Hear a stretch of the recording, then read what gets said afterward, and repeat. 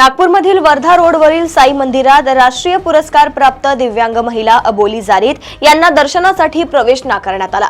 Wheel चेअरवर बसलेल्या अबोली यांनी खूप गर्दी आहे नंतर या असा उत्तर देत मंदिराच्या दारातच थांबवलं गेलं।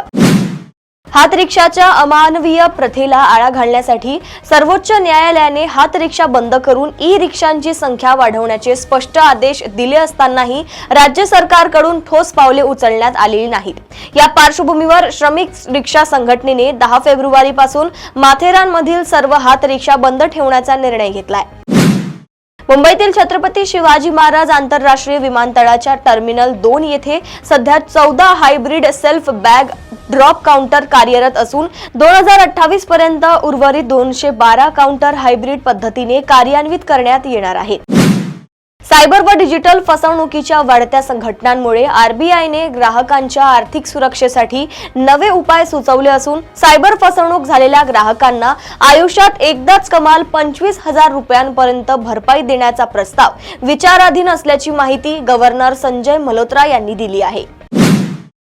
महापालिका निवडणुकांचा निकाल लागून 15 दिवसांनंतर मुंबईचे नवे महापौर आणि उपमहापौर जाहीर झाले आहेत। भाजपाच्या रितू तावडे या मुंबईच्या महापौर होणार असून शिवसेना शिंदे गट नेते संजय घाडी यांची उपमहापौर पदी निवड निश्चित झाली आहे।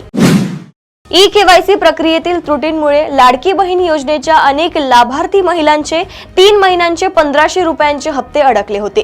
महिलांचा रोष लक्षात घेता महिला व बाल विकास विभागाने ई केवायसीची ऑनलाईन प्रक्रिया पुन्हा सुरू केली आहे।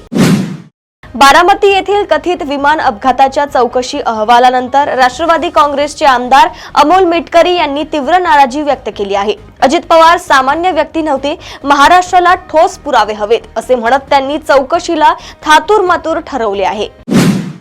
वाशिममध्ये एकाच माजी सैनिकाच्या मुलीचा मानसिक छळ करत शरीर सुख व पैशांची मागणी केल्याचा आरोप महाराष्ट्र माजी सैनिक महामंडळाच्या सुपरवायझरवर झाला असून पीडितेच्या तक्रारीवरून सतीश पिंपळकर याच्या विरोधात विनयभंगाचा गुन्हा दाखल करण्यात आलाय।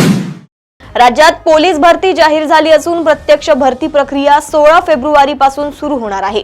पुणे शहर पोलीस दलात 633 पदांसाठी भरती होणार असून यासाठी सुमारे 39,000 उमेदवारांनी अर्ज केले आहेत।